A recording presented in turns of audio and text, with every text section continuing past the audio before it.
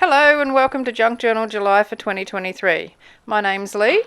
I'm from Australia, and during the month of July I'm going to create something in my little accordion journal using the prompts provided. These are going to be quick projects that I hope will motivate and inspire you to do something in your own journal every day. This is an open challenge hosted by Meg from Meg Journals. If you want to join in the fun, the prompts are available from Meg's channel. There's a link in my video description box.